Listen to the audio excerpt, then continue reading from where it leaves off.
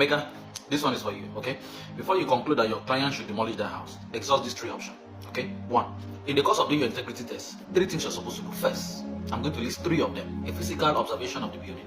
Check if there are notable defects on that building. What are the notable defects? Number 1 is crack. What type of crack do we have in that building? You need to check. Is it caused by the loading or is it caused by foundation differential settlement? These are the big things you need to check. Check on the beams. Are you having any deflection on the beams? Are you having any deflection on the slab? Is there any crack on the beam? Is there any crack on the slab? Those are the first things you need to check first. The next thing again you need to check is check the column. Is there any buckling on those columns? If the column buckles, it raises concern. So these are the things you need to check first before you now conclude on the type of test to do. That is number 1. Number 2, the first test to consider is the non-destructive test. When you do the non-destructive test, whether you're using your Schmidt hammer or your ultrasonic test devices, the result you're getting from those tests should not be the conclusion. Why? Because 1, your Schmidt hammer test is only taking effect from the surface of that concrete. It is not transferring all through the section. So the result you're getting there should not be the conclusion. That okay, fine, this concrete is poor. No, it shouldn't be the conclusion. Again, I'm talking about the ultrasonic devices. It also have limitations. Because when you're doing your ultrasonic test, don't forget, this device sends impulse through the concrete and returns back and receives back. What happens if maybe during the process of sending and receiving, it passes through the reinforcement? It can give you a wrong result. That is number 1. 2, what also happens if the method of placement is not accurate? Okay, there may be human errors in all of these things. So these are the things you also need to check before you now draw conclusion. Let's say you've exhausted all of these options. You've checked with your Schmidt hammer and you also compared with whatever you had in your ultrasonic device machine, and you discover that the concrete strength is way below what you expected. What are you supposed to do? What you're supposed to do is this. Let's say you were expecting 25 Newton per millimeter square or 25 megapascal as your compressive strength of that concrete. So what are you supposed to do? What you're supposed to do is this. Take the result you have. Let's say you have 20 instead of 25. Take that result, throw it into the design, redesign the entire structure to see if it passes. If it passes, there is another thing you're supposed to do. What are you supposed to do?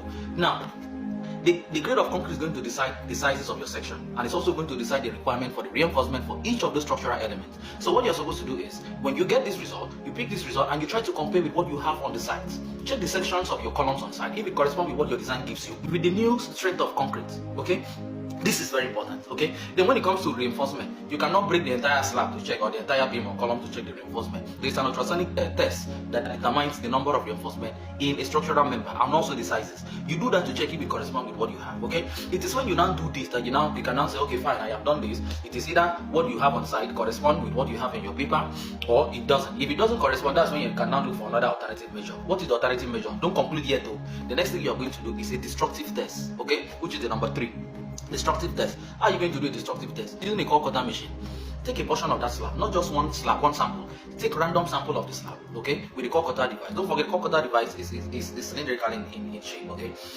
Call the slabs, don't call the beams, don't call the columns yet, because when you call the beams, you don't know where the neutral axis of those beams are. You can cause a very big defect on that beam, okay. Don't also do the same thing for column, because most of the residential smaller buildings have columns like 2 to 5 by 2 to 5, okay. So if you are going to call out, let's say even 100 or 150 the diameter out of that column, you are causing a lot of defect on it. So first concentrate on the slab first. Call the slabs all out. Take random samples of the slab. Take it and do your compressive test. And when you're doing that compressive test, one thing you need to know, the strength you have from the cylindrical specimen is not the same with the strength you have on a cubical specimen.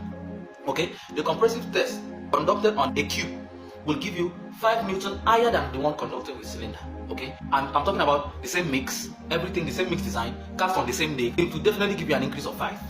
You know, when you're comparing your cube to your cylinder, okay? So that is why most of the software you're using, you'll see 20/25. The first value is for your cylindrical strength, then the second value is for your cube strength, okay? So take note of this when you're doing that, so that when you get your result and you want to recheck with the design again, you can now come up and say, okay, fine, take this into consideration, so that you will not do mistake when you're putting it back into your design to do your checks. This is very important. So don't just draw conclusion, please. Don't just draw conclusion. Don't tell that man to pull down the house, okay?